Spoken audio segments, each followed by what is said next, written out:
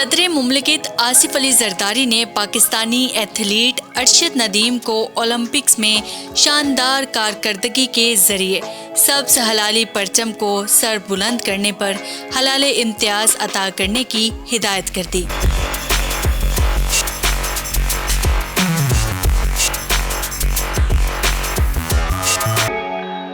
صدر مملکت ارشد ندیم کو کھیل کے میدان میں نمایاں خدمات کے اعتراف میں خصوصی تقریب میں سول ایوارڈ سے نوازیں گے۔ صدر مملکت کی ہدایت پر ایوان صدر نے ارشد ندیم کو سول ایوارڈ عطا کرنے کے لیے کابینہ ڈویژن کو خط ارسال کر دیا۔ خط میں کہا گیا کہ ارشد ندیم نے بہترین کارکردگی سے کھیل کے میدان میں قوم کا سر فخر سے بلند کر دیا۔ ارشد ندیم کی عالمی سطح پر شاندار کامیابی قوم کے لیے فخر کا باعث بنی۔